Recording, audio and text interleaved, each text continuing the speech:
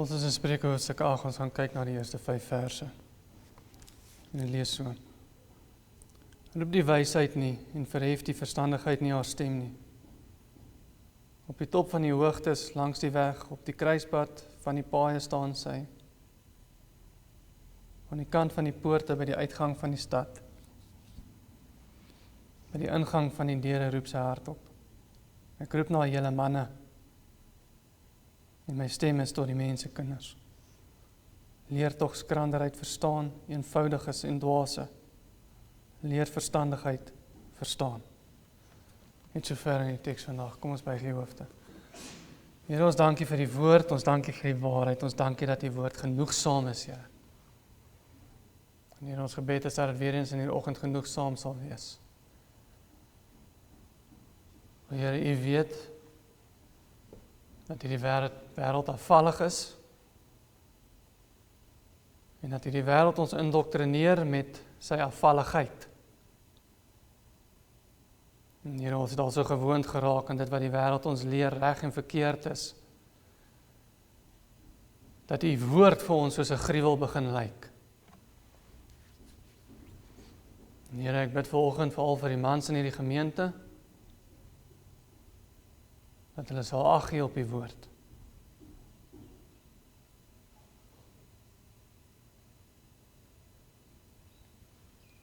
Dat die woord nie vir ons soos 'n gruwel sal lyk, omdat ons so gewoond geraak het aan die wêreld nie. Maar dat ons die woord as waarheid sal ontvang en aanneem en sal uitleef. Here, dat ons 'n ruggraat sal hê.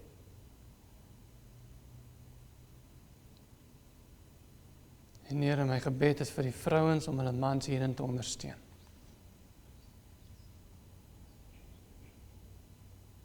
O Here, lei ons in paaie van geregtigheid om U naam ontwil. Lei ons om die waarheid te herken wanneer ons dit hoor. Want dit is immers U woord, Here. Lei ons in die oggend deur die krag van die Gees, want Here, ons kan nie U waarheid aanneem as dit nie vir die Gees is nie. En Here, mag ons eie gees nie opstandig wees teen die woord in hierdie oggend nie. Ons vra dit nie omdat ons dit verdien nie, maar omdat die genade groot is. Here, wees ons weer genadig. In die naam van Jesus Christus vra ons dit. Amen.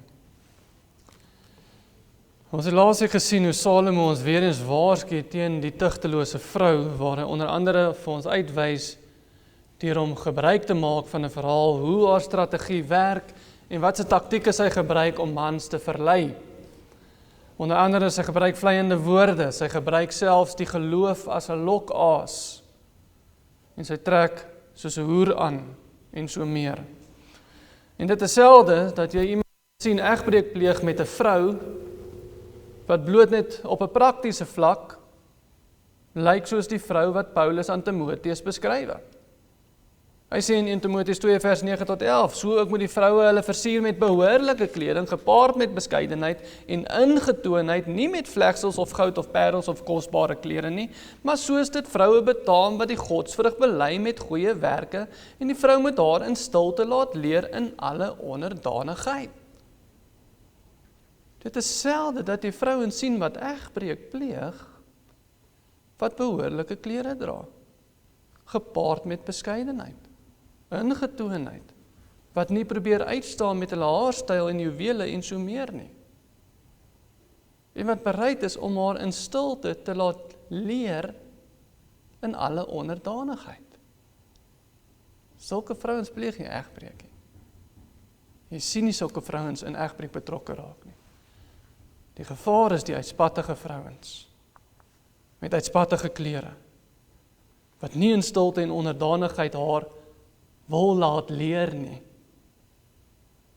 maar die middelpunt van aandag wil wees, terwyl hulle klere dra, wat die prostituie van antieke tye sal laat skaam kry. Maar hierdie is ongelukkig die kenmerke van die algemene vrou, nie net in die wêreld nie, maar selfs in kerke vandag. Baie van die vrouens wat self spreek, se gremering word met 'n troffel aangesit. Hulle wil uitstaan. En hulle wil nie hulle in stilte of onderdanigheid laat leer nie, inteendeel hulle is die enes wat wil leer. En hulle wil nie eers behoorlike klere dra nie. Soos ons genoem het, die gevaar is nie die prostituut op die straathoek nie. Die gevaar is die vrouens wat hulle self wil gedra, of nie wil gedra, soos die woord van hulle vereis nie.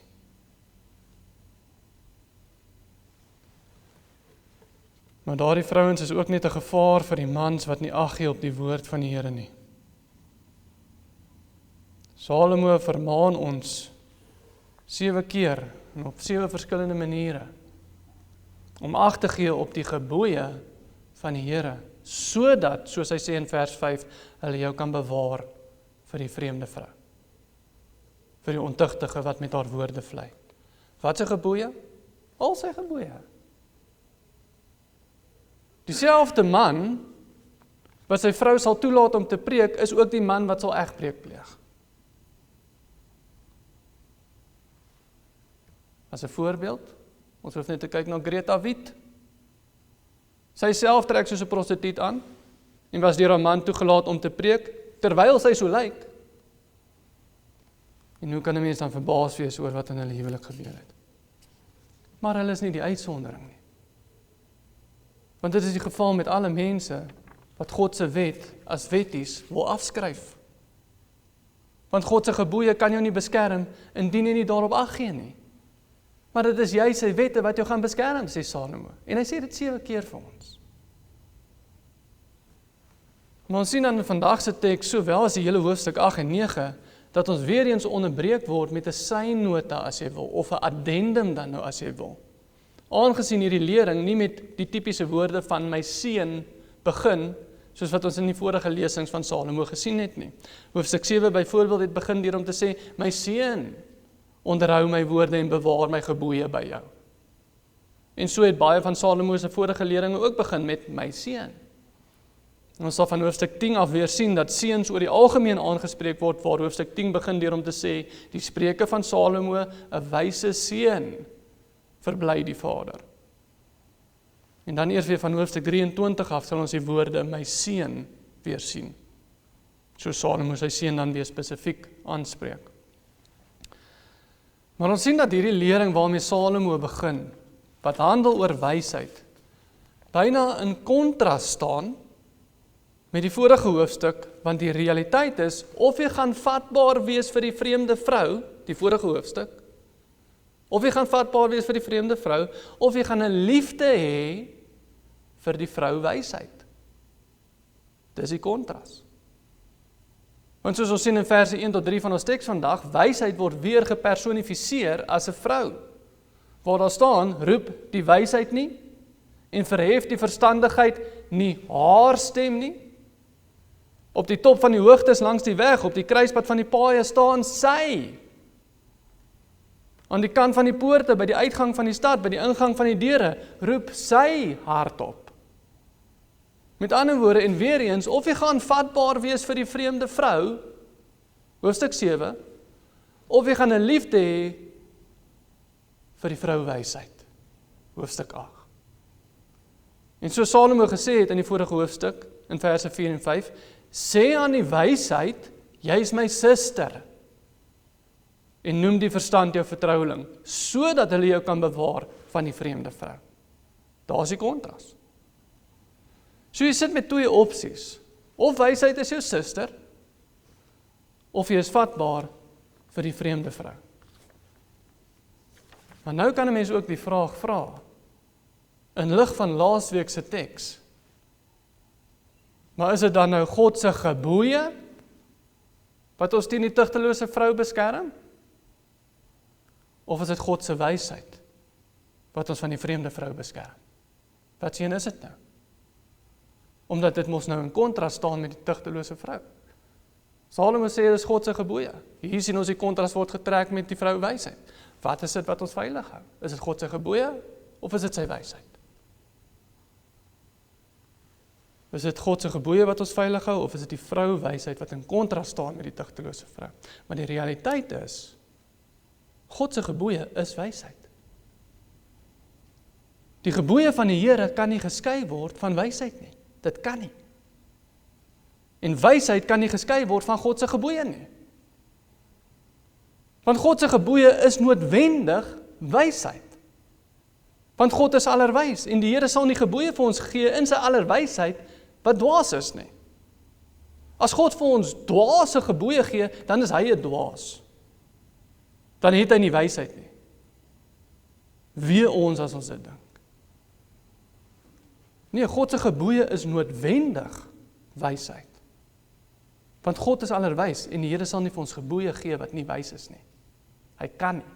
Dit is vir hom 'n onmoontlikheid. En daarom kan Moses vir die Israeliete sê in Deuteronomium 4 vers 5 en 6, kyk, ek het julle insettinge en verordeninge geleer, soos die Here my God my beveel het, om so te handel in die land waarheen julle gaan om dit in besit te neem. Onderhou dit dan, en doen dit, want dit is julle wysheid. Dit is julle wysheid. En julle verstand voor die oë van die volke, wat al hierdie insettinge sal hoor en sê, waarlik hierdie groot nasie is 'n wyse en verstandige volk. Psalm 19 vers 8 sê, die wet van die Here is volmaak, dit verkoop die siel, die getuienis van die Here is gewis, dit gee wysheid aan die eenvoudiges. Wat gee wysheid? Die wet van die Here. Dit gee wysheid aan die eenvoudige. God se gebooie gee wysheid, sodat selfs die eenvoudige wat God se gebooie onderhou, wys kan wees. Daarom, diegene wat God se wet afskryf as wetties, hulle kan nie wys wees nie. Want die enigste mense wat wys kan wees, is die wat God se gebooie onderhou. Want sy gebooie is wysheid. Inteendeel, die wat God se gebooie afskryf as wetties, hulle is dwaase. En hulle kan nie wys wees nie. Hulle kan nie wys wees nie. Daarom, soos ons laasweek gelees het, die psalmskrywer sê, en hoekom ons ook weer gesing het vanoggend in Psalm 119 vers 98 tot 110, u gebooie maak my wyser as my vyande, want hulle is myne vir ewig. Ek is verstandiger as al my leermeesters, want u getuienisse is my bepeinsing. Ek het meer verstand as die ou mense, want ek bewaar u bevele. God se gebooie gaan hand aan hand met wysheid, en jy kan nie die een hê sonder die ander nie. Dit is 'n onmoontlikheid. Jy kan nie wysheid hê sonder God se gebooie nie. Dit is onmoontlik. En ek sê dit weer, want mense sukkel om hierdie eenvoudige begrip te verstaan. Hulle besef nie hierdie eenvoudige begrip nie. Jy kan nie wysheid hê sonder God se gebooie nie. Jy kan nie.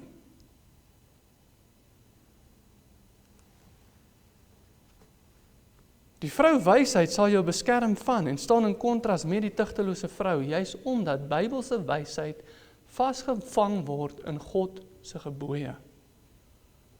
Soveel so, dat Moses sê, onderhou dit dan en doen dit, want dit is julle wysheid. Dit is julle wysheid. Die mense wat God se gebooie as wetties beskou, is dwaase en hulle het ook geen wysheid nie, want God se gebooie moet ons wysheid wees. Dit is ons wysheid. En daarom kon Jeremia ook skryf dat die afvallige Jode wat gedink het dat hulle wys is, nie wys is nie.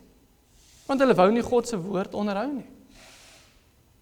Jeremia sê in Jeremia 8 vers 7 tot 9, ook die ooievaar in die hemel ken sy bepaalde tye, en die tortelduif en die kraanvoël en die swaalkie neem die tyd van hulle koms in ag, maar my volk ken nie die reg van die Here nie.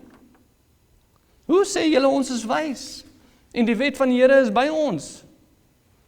Kyk, waarlik, tot 'n leuen het die leenpen van die skrywers dit gemaak, die wyse manne is beskaamd, verskrik en gevang, kyk, hulle het die woord van die Here verwerp. En watter wysheid is in hulle? Hulle het die woord van die Here verwerp, en watter wysheid is in hulle? Jy kan nie die Here aanneem, maar sy gebooie verwerp nie. Jy kan nie Christus lief hê, maar sy woord as irrelevant verklaar nie. Jy kan nie sê God se genade oorskry sy gebooie nie, want sy gebooie is genade. God se gebooie is genade. God se genade vervang nie die gebooie nie, sy gebooie is die genade. Sy wet is vir ons 'n genade. Die Here se genade word juis daarin bekend gemaak dat hy sy gebooie aan ons openbaar. En nie net dit nie, hy gee vir ons 'n liefde daarvoor. Hy skryf dit op die tafels van ons hart. En daarom kan die psalmskrywer ook sê in Psalm 119 vers 29, verwyder van my die weg van leuns en verleen my genadiglik u wet. Dis 'n genade. Hy sê verleen my genadiglik u wet. Dis 'n genade. Titus 2 vers 11 tot 14, want die reddende genade van God het aan alle mense verskyn en leer ons om die goddeloosheid en wêreldse begeertes te verloon. Ingetooi en regverdig en vroom in die teenwoordige wêreld te lewe, terwyl ons die salige hoop en die verskyning van die heerlikheid verwag van die groote God en ons verlosser Jesus Christus, wat homself vir ons gegee het om ons te verlos van alle ongeregtigheid en vir homself 'n volk as eiendom te reinig, ywerig in goeie werke. Die reddende genade van God in Jesus Christus leer ons om die goddeloosheid te verloon. Hoe word ons dit geleer? Hoe word ons dit in genade geleer? Hebreërs 8 vers 10. Want dit is die verbond wat ek na die dae sal sluit met die huis van Israel, spreek die Here. Ek sal my wette in hulle verstand gee en dit op hulle hart skrywe. En ek sal vir hulle 'n God wees. En hulle sal vir my 'n volk wees. Dit is die genade van die Here. Deur die krag van die Heilige Gees. Sodat ons die goddeloosheid kan verloon. Dit is die genade. Dis die wet wat op ons hart geskryf is. Dis die nuwe verbond. Hebreërs 10 vers 14 tot 17 sê dit ook. Want deur een offer het hy vir altyd volmaak die wat geheilig word, en ook die Heilige Gees gee aan ons getuienis. Want nadat hy tevore gesê het, dit is die verbond wat ek met hulle sal sluit na die dae, spreek die Here verder, ek sal my wette gee in hulle hart, en in hulle verstand sal ek dit inskrywe. En aan hulle sondes en hulle ongeregtighede sal ek nooit meer dink nie. Ons is regverdig verklaar deur Christus se een offer. Ons is regverdig. In 'n oomblik van tyd is ons regverdig verklaar. Dis nie iets wat ons moet verdien nie. Dis nie iets waarvoor ons heeltyd moet werk nie. In 'n oomblik, deur Christus se een offer, word ons saligmaking bewerk. Maar is dit waar God se genade stop? Stop God se genade by ons saligmaking? Nee. Want die Here skenk ook nie net vir ons saligmaking nie, hy skenk vir ons heiligmaking. Heiligmaking. Hoe? Deur die Heilige Gees wat aan ons getuienis gee, sê Hebreërs. En so die wet van die Here volgens die verbond op ons harte en op ons verstand skryf. Dis ons heiligmaking. Hoekom word God se wet op ons harte sowel as op ons verstand geskryf? Hoekom al twee? Want deur God se genade verstaan ons nie net sy wette met die verstand nie, ons het ook 'n liefde daarvoor met ons hart. Ons verstaan nie net die gebooie met ons verstand nie. Ons bely dit nie net met ons lippe nie, omdat ons kan, omdat ons dit verstaan nie. Nee, ons het ook 'n liefde daarvoor. In ons hart. Sodat daar nie vir ons gesê word, dit wat Jesus vir die Jode gesê het in Matteus 15 vers 7 en 8 nie, geveinstes. Tereg het Jesaja oor julle geprofeteer toe hy gesê het, hierdie volk nader my met hulle mond en eer my met die lippe, met ander woorde hulle verstand, maar hulle hart is ver van my af. Hulle het nie die verstand gedeelte gehad. Maar hulle hart is ver van my af, sê die Here. As God se wet alleenlik in jou verstand geskryf was, soos dit was met die Jode wat God met die lippe kon eer. Hulle kon hom met die lippe eer want hulle het dit verstaan. Dan sou jy wetties wees. As dit alleenlik in jou verstand geskryf was, dan sou jy wetties wees. En jy sou selfs jou verstand ingespan het om met meer wette op te kom, soos wat die Jode met meer wette opgekom het. Maar God se genade word nie net gevind in ons volkome saligmaking nie, maar ook ons heiligmaking, deurdat hy sy wet beide in ons verstand, sowel as in ons hart gee, dat ons 'n begeerte en 'n liefde daarvoor het. Ons wil dit doen, dit is nie vol swaar nie. Want ons het 'n liefde vir die een wie se wet dit is. Dis die genade van die nuwe verbond, sê Hebreërs. Die dwaase, soos ons hulle in baie gemeentes vind, kyk na 'n skrif soos hierdie, waar die Here die Jode bestraf, omdat hulle hom met die verstand aanbid. Die dwaase kyk na 'n skrif soos hierdie, in baie gemeentes, en hulle sê, ons wil nie soos die Fariseërs wees nie. En wat is hulle oplossing? Kom ons raak ontslaaf van die hele wet. Kom ons maak seker God se wet is nie in ons verstand nie, want dan kan ons nie soos die Fariseërs wees nie. Kom ons raak ontslaaf van die hele wet, ons bely net genade, sonder God se wet. Ons wil nie soos die Fariseërs wees nie, ons gaan nie wetties wees nie. Kom ons raak ontslaaf van die wet. Dis wat hulle doen. Die wyse persoon aan die ander kant.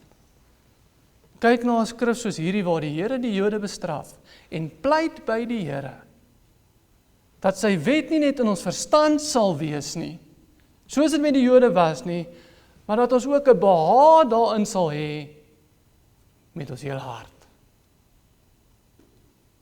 Here skryf dit nie net op ons verstand nie, gee dit in ons hart ook, dat ons 'n begeerte het om dit te doen.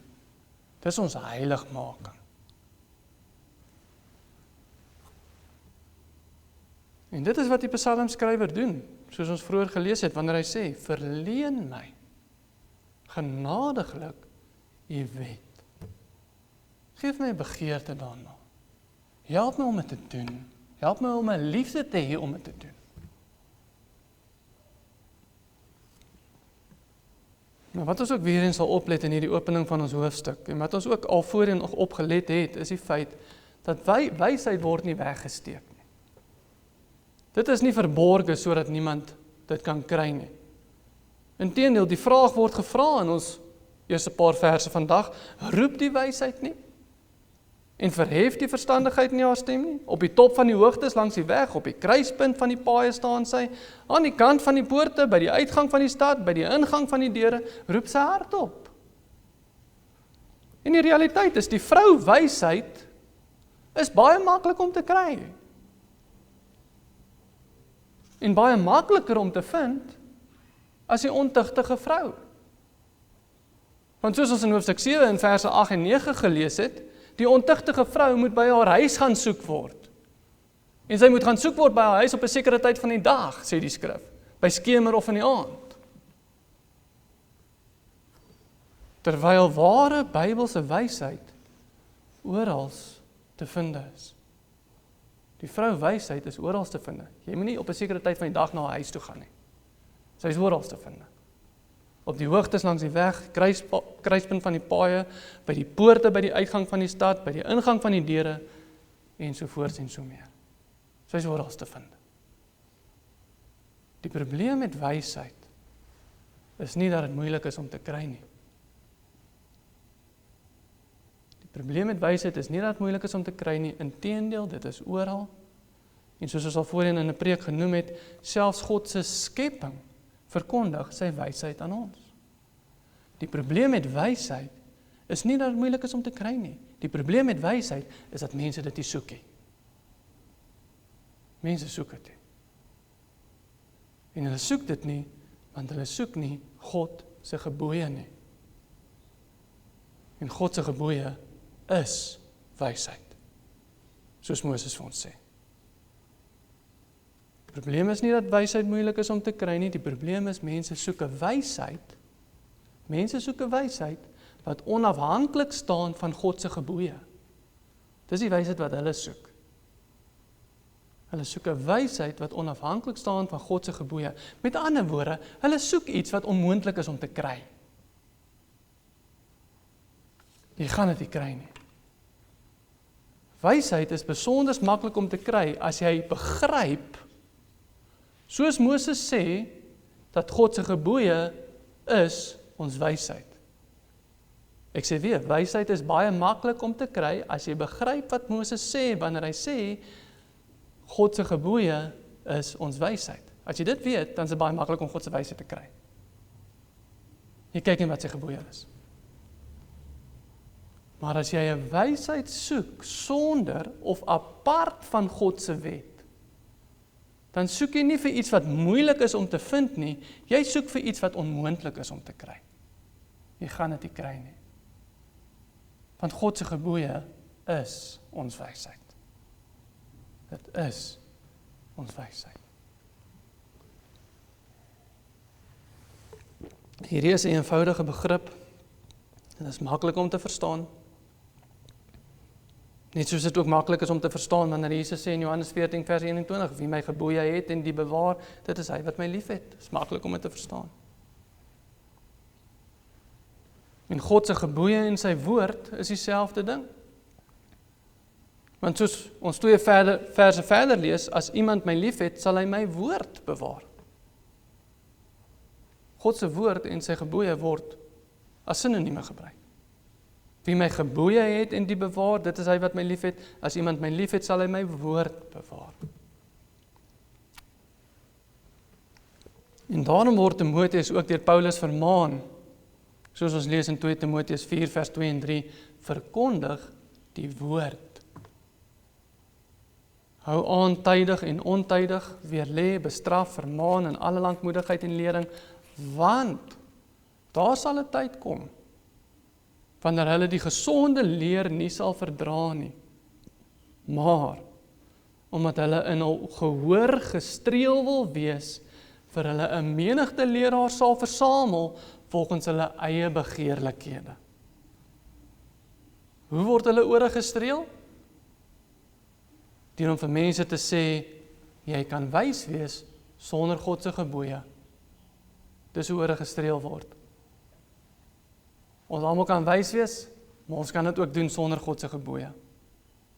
Dis hoe ore gestreel word. Dit wat onmoontlik is, word aan hulle verkondig, en hulle is net te bly om te kan hoor, dat hulle wys kan wees, en lief kan wees vir die Here, sonder om sy gebooie te bewaar, terwyl die Here self sê, die wat my lief het, bewaar my gebooie.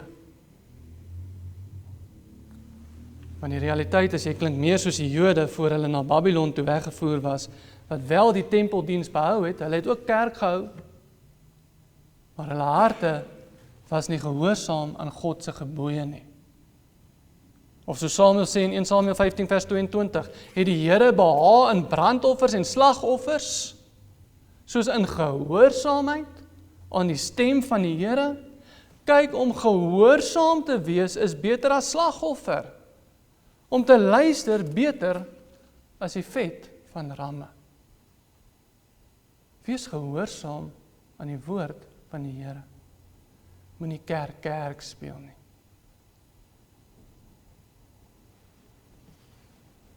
Maar soos ons teks vandag sê, om te weet waaraan ons gehoorsaam moet wees, is nie moeilik om te kry nie, is nie moeilik om te vind nie. Die Here se woord, sy wysheid aan ons, sy gebooie, is maklik om te kry, dit is maklik om te verstaan. Of soos vers 1 van ons teks die vraag vra, roep die wysheid nie? En verhef die verstandigheid nie haar stem nie? En die antwoord op die retoriese vraag is, ja, natuurlik doen sy. Ja, sy doen. Die probleem is net, ons soek 'n wysheid apart van God se gebooie. Ons soek 'n aanbidding, 'n offer, sonder gehoorsaamheid. Maar daardie tipe wysheid bestaan nie. Daar bestaan nie 'n wysheid apart van God se gebooie nie, en daar bestaan nie 'n aanbidding apart van gehoorsaamheid nie. Gehoorsaamheid aan wat? Daardie gebooie. As ons nie na God se gebooie hoef te luister nie, waar moet jy gehoorsaam wees? Daar bestaan nie 'n wysheid apart van God se gebooie nie, en daar bestaan nie 'n aanbidding apart van gehoorsaamheid aan daardie gebooie nie. Mense wat wysheid wil hê sonder God se gebooie, is mense wat hulle ore gestreel wil hê. Want so 'n tipe wysheid bestaan nie. Inteendeel, ons noem dit dwaasheid. Dis wat ons dit noem.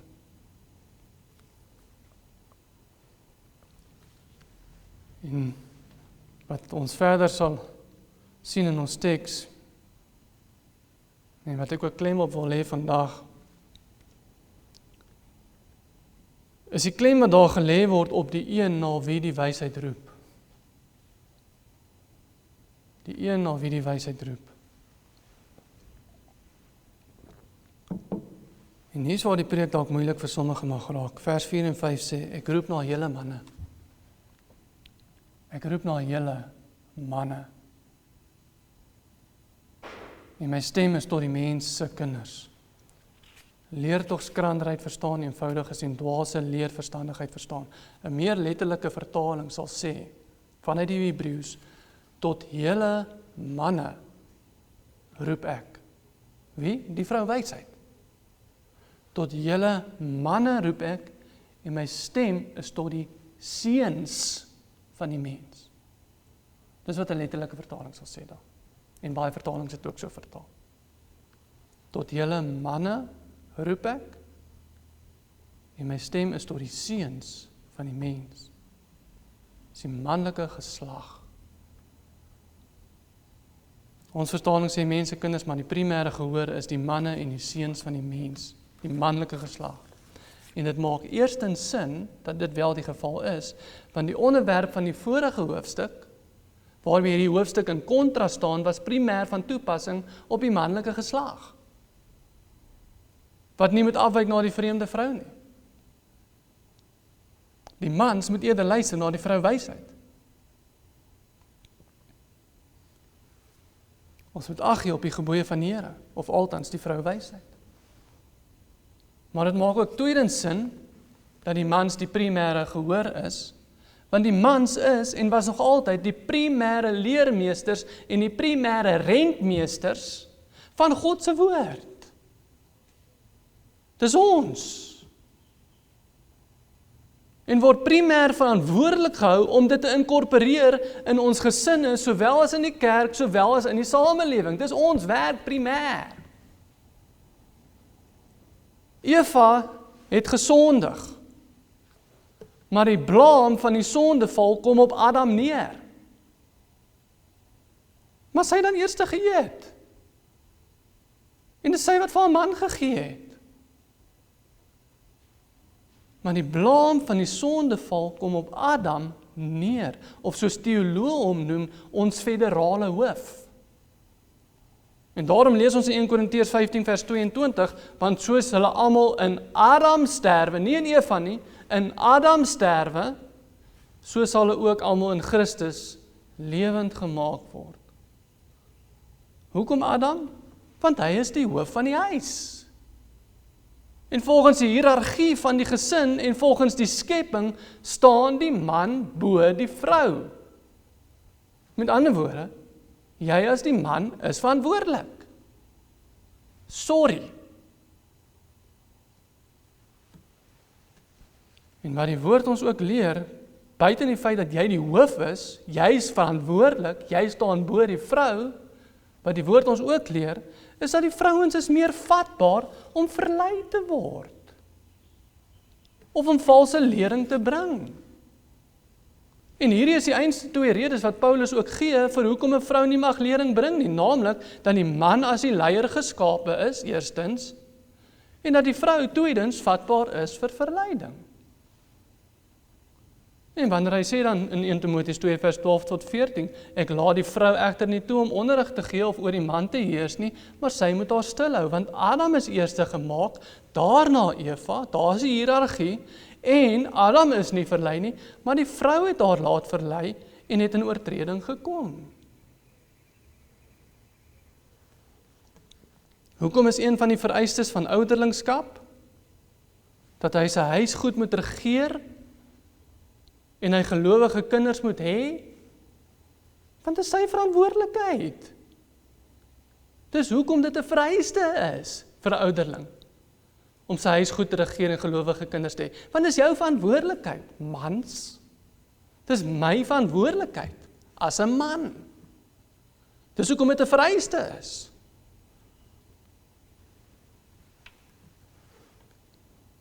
Hoekom is die primêre gehoor van ons teks die mans en die seuns van die mens, die manlike geslag? Want die gehoorsaamheid aan God se woord binne jou gesin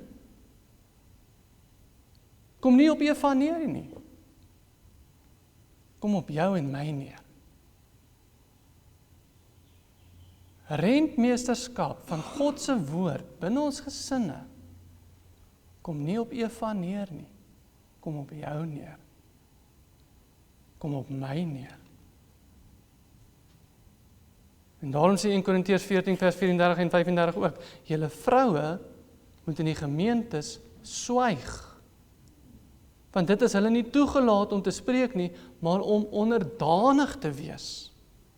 Soos die wet ook sê, Paulus is wetties. Hy haal die wet aan. Julle vroue moet in die gemeente swyg, want dit is hulle nie toegelaat om te spreek nie, maar om onderdanig te wees, soos die wet ook sê. Hoekom kan vrouens in baie gemeentes maar lering bring? Hoekom kan vrouens maar Bybelskool aanbied in baie kerke? Want dit is mos God se wet wat sê hulle mag nie. En hulle is mos nie onder God se wet nie, hulle is onder sy genade. So asof jy genade van God se wet kan skei en wysheid kan hê sonder God se wet. Nee, die skrif sê en hou tot vandag toe nog stand, wanneer dit sê, julle vroue moet in die gemeente swyg, want dit is hulle nie toegelaat om te spreek nie, maar om onderdanig te wees, soos die wet ook sê, maar as hulle iets wil leer, laat hulle tuis hulle eie mans vra. Want dit is lelik vir vrouens om in die gemeente te spreek. Een van die redes hoekom vrouens nie mag stem in die synodes by die doppers nie, en hoekom ons ook nie vrouens toelaat om te stem nie, is omdat hulle onderdanig moet wees aan hulle eie mans, en hulle mans moet vertrou. Vertrou jou man. Vertrou jou man. Die einste mans van wie die Here sê dat hulle die leiers is. En ook sê dat hulle nie so vatbaar is vir verleiding soos die vrou nie. Dis 'n veilige plek om te wees. Wees veilig. Dis 'n veilige posisie om in te neem. En nie net dit nie, dis God se wet. Paulus sê so.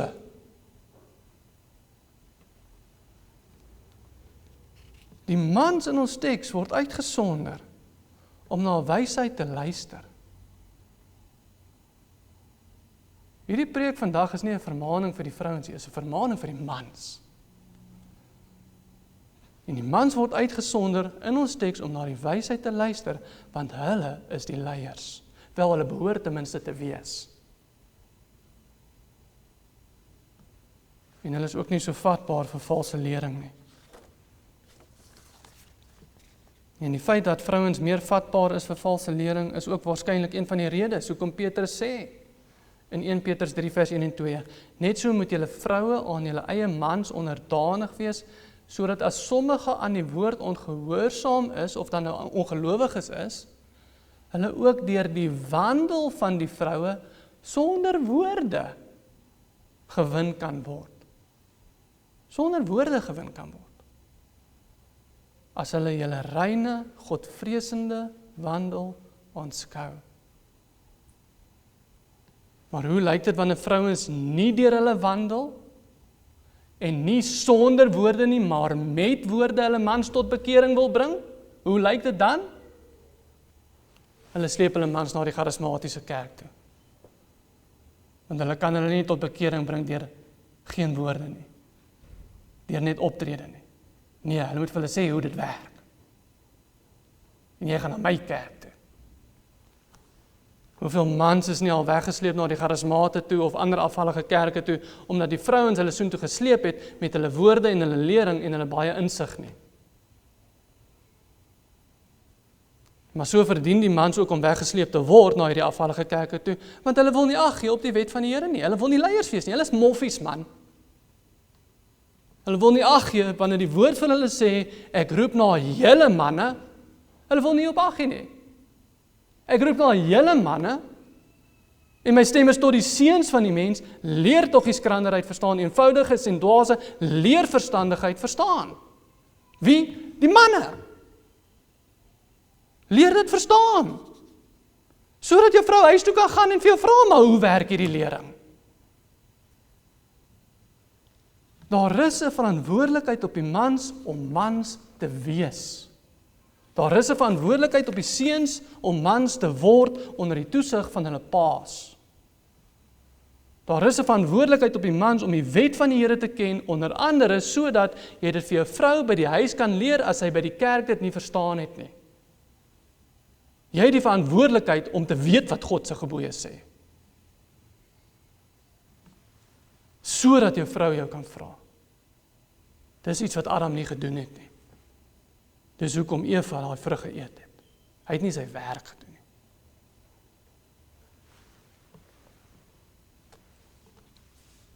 Die Here is ons genadig deur om ons sy gebooie te gee.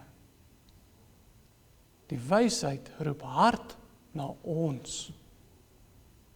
En dit roep veral hard na die mans, want die mans is primêr verantwoordelik om rentmeesters daarvan te wees, van daardie wysheid te wees. By die huis, by die kerk en in die samelewing.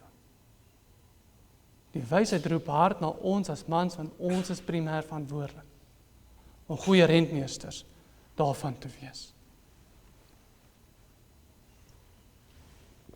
Maar laat ons nie onder die indruk wees dat ons wys kan wees sonder die gebooie van die Here nie.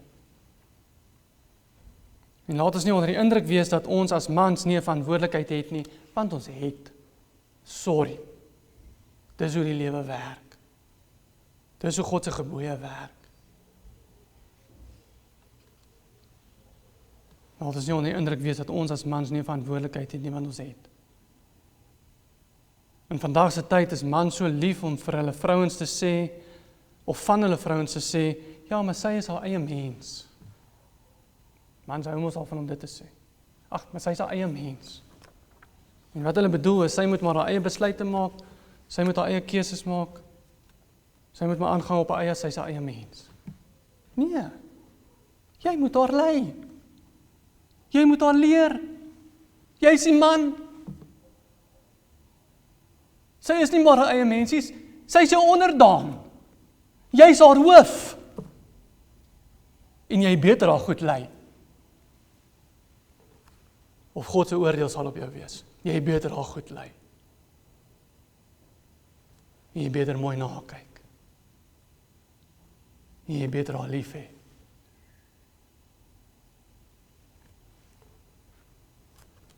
Sy is nie haar eie mensie, sy is jou helper. Jy is haar leier, jy is haar hoof. Jy moet haar leer, jy moet haar lei in die regte pad. En as sy maar haar eie mens is en die verkeerde goedjies doen, kom op jou neer. Net soos die val op Adam neergekom het. Mans is so lief daarvoor om te sê, ek sal die baas vra as 'n verwysing na hulle vrouens, ek sal die baas gaan vra. Hoekom maak hierdie mans hierdie grappe? Want hulle vrouens is die baas. Dis hoekom hulle hierdie grap maak. Hulle maak hierdie grap want hulle weet dit is eintlik waar. As jy wil weet wat se man se vrouens die baas van die huis is, soek die mans wat hierdie grap maak. Hulle vrouens is die baas. Hoekom is hulle vrouens die baas? Want mans is te bang om mans te wees. En mans is te bang om te sê hoe dinge gaan werk. Mans is te bang om te sê, dis hoe dit gaan werk in hierdie huis. En hoe ons as 'n huishouding die Here gaan volg. Hoe ons as 'n huishouding die Here gaan eer. Mans is te bang om dit te sê. Maar moenie 'n fout maak nie. Dit is jou verantwoordelikheid. En die wysheid roep nie hard na haar nie. Die wysheid roep hard na jou en na my. Mans, die wysheid roep hard na ons. Sommige van ons moet harde besluite maak, en ek praat met die mans. Man en vrou wees, hier is ook nuus vir sommige, man en vrou wees is nie 'n vennootskap nie. Want om God se gebooie in jou huis te vestig, is nie 'n vennootskap nie. Jou vrou is jou helper, sy is nie jou vennoot nie. Sy is jou helper, sy is nie jou vennoot nie. Die verantwoordelikheid kom op jou neer, man, en nie op 'n onbybelse vennootskap nie. Baie vrouens wil 'n vennootskap hê in die huwelik, maar soek nie dieselfde verantwoordelikheid as wat die woord op die mans plaas nie, of dieselfde oordeel wat op die mans gaan kom nie. Hulle soek die vennootskap, hulle soek nie die verantwoordelikheid nie. En baie mans soek ook 'n vennootskap, want hulle wil nie die verantwoordelikheid hê nie. Hulle wil ook nie die verantwoordelikheid hê nie. Van hoe God se gebooie binne die huishouding geïmplementeer moet word nie. Maar die huwelik is nie 'n vennootskap nie. Die man is die hoof en die vrou is die helper. Die man is die hoof en die vrou is die helper. En ek sê dit sodat mans kan ophou wegkruip agter 'n onbybelse vennootskap. En hulle verantwoordelikheid kan opneem om jou familie volgens God se gebooie te kan lei. Hou op wegkruip agter 'n vennootskap, want dit is nie een nie. Selfs al wil jy hê dit moet een wees. Dit is nie een nie. En as jou vrou eweveel seggenskap as jy het in die huis oor die geestelike rigting wat jou huis moet inneem, as sy dieselfde hoeveelheid seggenskap as jy het as hoe jou kinders grootgemaak moet word, as sy dieselfde hoeveelheid seggenskap as jy het oor hoe jy julle geld moet spandeer, verstaan dat jy jou vrou 'n onreg aandoen deur om haar in 'n posisie te stel wat sy nie in moet wees nie. Ek besluit wat my kinders by die skool moet leer. Ek besluit dit. Want ek gaan primêr verantwoording daarvoor moet doen. Ek besluit hoe die finansies gespandeer moet word. Ek besluit die finansies. Ek is die hoof. Want ek gaan moet rekenskap gee. Help my vrou met die skool? Ja. Sy is my helper. Help my vrou met die finansies? Ja. Sy is my helper. En dit is haar rol om te help. Maar sy gaan nie verantwoordelik gehou word nie. Vir enige van die besluite wat geneem gaan word, in enige van daardie opsigte nie, ek gaan. Want ek is die hoof. En daarom sê die skrif, ek roep na julle, manne. Want ons as mans is verantwoordelik om reg te handel ooreenkomstig God se gebooie. Ooreenkomstig sy wysheid. Dis ons verantwoordelikheid. Ek roep na julle, manne.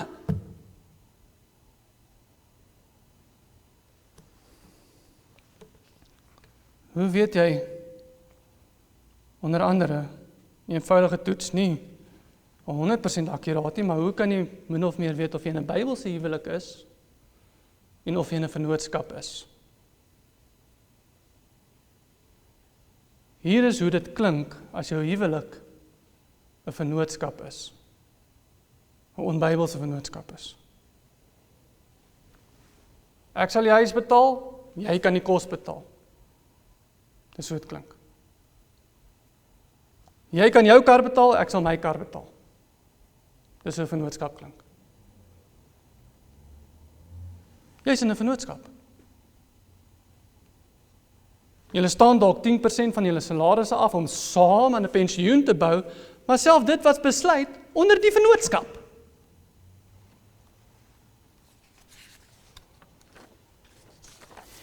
As 'n vennootskap gaan jy uitermate baie sukkel om van enige nut vir God se koninkryk te wees.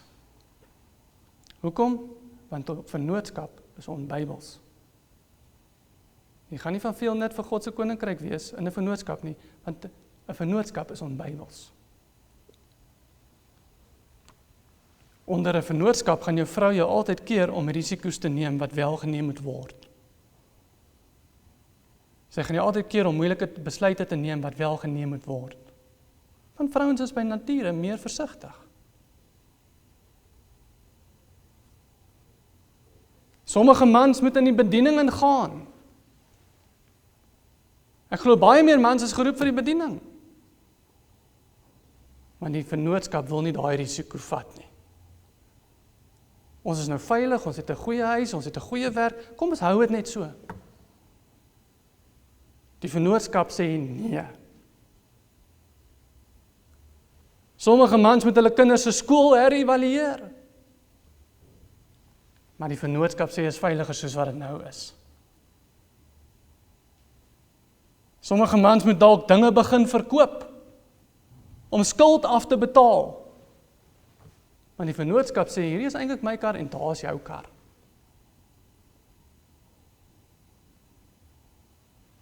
Sommige mans wil seker maak hulle het 'n groot en sterk nageslag, want God se woord sê 'n groot en sterk nageslag is 'n seën.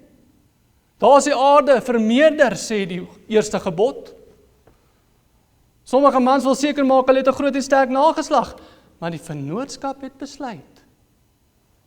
Ons sien nie kans vir nog kinders nie. Die vennootskap sê. Die man is nie die hoof nie, want daar bestaan nie 'n hoof in 'n vennootskap nie.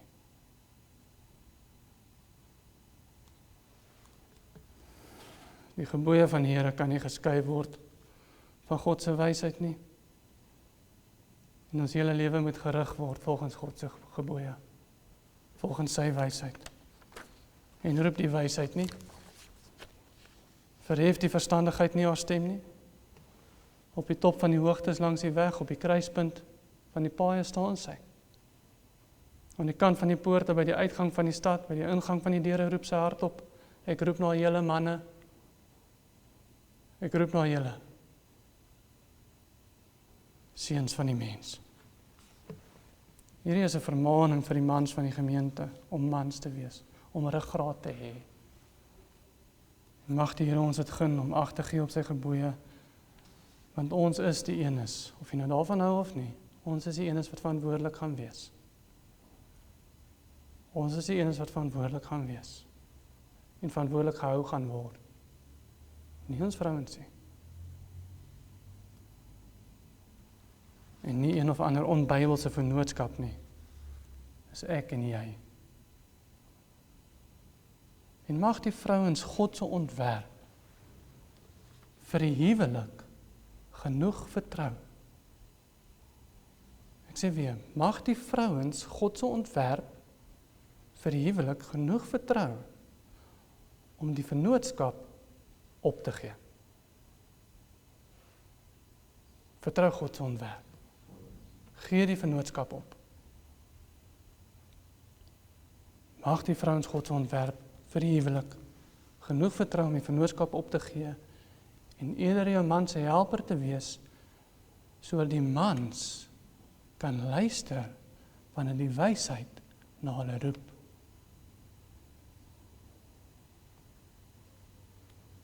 En wee julle mans, as jy julle rol as hoof misbruik, as jy jou vrou misbruik, wee julle as jy hulle nie lief het nie. Want sy wat onderdanig moet wees, en jy wat hoof is, maak nie minder van haar waarde nie. En wee jou as jy dit doen. Het jou vrou lief, soos Christus die kerk liefhet en homself vir haar gegee het.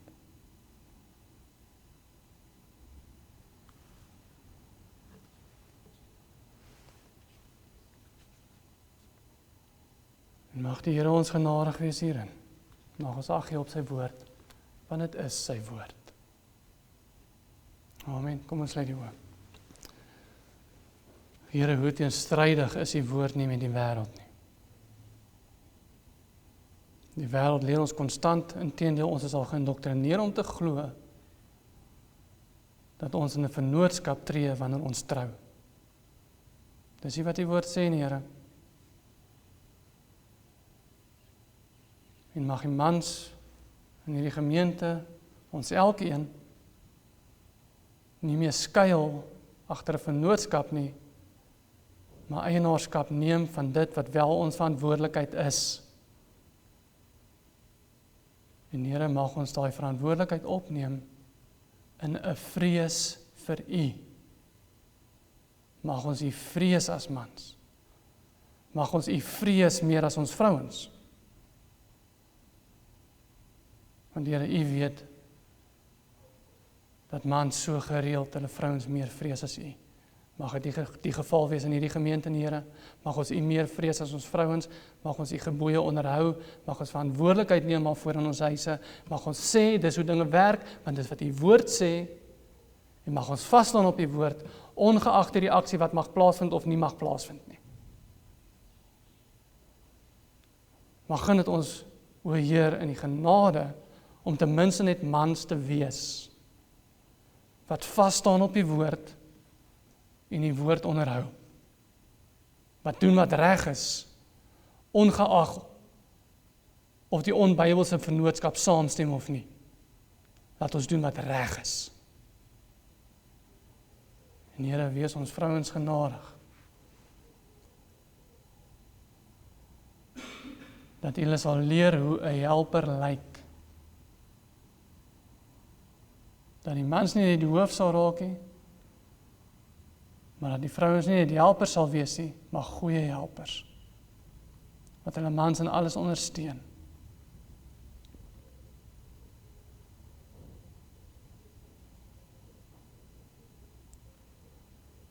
En Here, soos die woord sê, die gebooie is nie swaar nie, die woord is nie swaar nie. Die wêreld wil hê ons moet dink, dis 'n las vir 'n vrou om onderdanig te wees aan hulle mans. Dit is nie. Want die gebooie is nie swaar nie. Inteendeel is lig. Inteendeel, U vat al daai verantwoordelikheid van hulle af weg. En wat 'n verligting is dit dan nie? Geef ons Bybelse huwelike, o Heer, deur die krag van die Gees. Want ons kan dit nie op ons eie aanneem nie. Inteendeel, ons het klaar die wêreldse model aangeneem.